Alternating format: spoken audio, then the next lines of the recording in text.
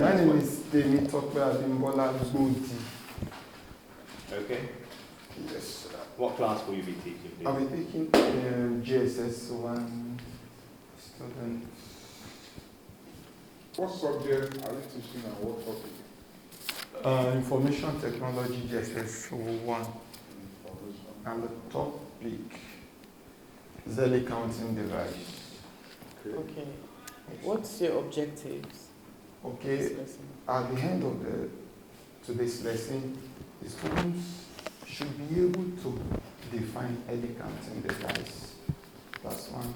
Two, the student should be able to mention at least 3 arithmetic operations. And two, and the third one, the student should be able to list 3 any counting devices. Thank you. Okay, start the time and you can carry on. Repeat, press the blue button. Okay. Good morning, students. Good morning to Morning, you. sir. Good morning. How was your night? How's the family? Fine. Great. I was in this our class last week, and you discovered that we talked about computer and we defined computer, isn't it? Yeah. Yes, We don't want to sir. waste much of our time into that. Today, let's go into today's business. Today's date. 25th.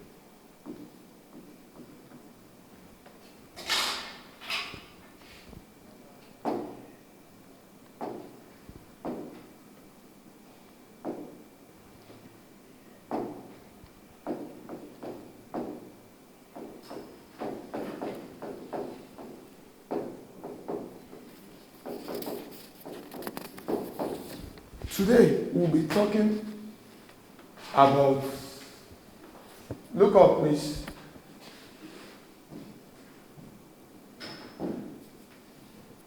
Click the slide, unless you have it in presentation mode. Yeah.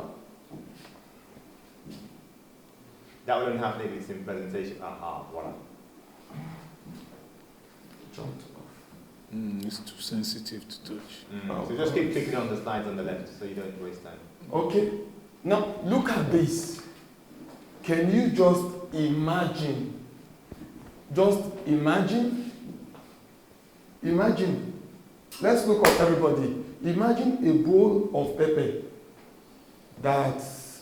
What will you use to grind a bowl of pepper? Let's go. And yes, what would you use to grind a bowl of pepper? Fast? Yes. Grinding machine.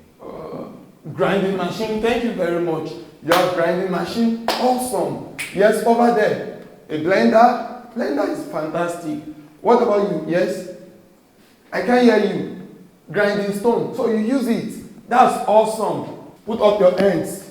This is your fingers. And your fingers are the first thing. Your fingers are the first thing we use in those days. The second thing we use in those days is stone. Can you touch this? Touch it. When numbers are more than 10, are more than 20, this is when we talk about using of stones. And because of the use of stones are heavy to carry, then we come about to use another thing called sticks and grains. This is where we have grains.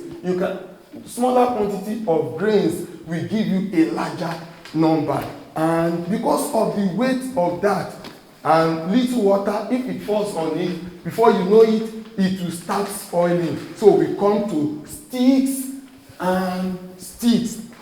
So for you to get well in counting in those days, we use fingers and toes. Can I hear you say fingers and toes? Fingers we and use toes. stones and pebbles. Say stones and pebbles. Stones we and use grains and sticks. At this junction, before I leave the class, can you just tell me what are early counting devices?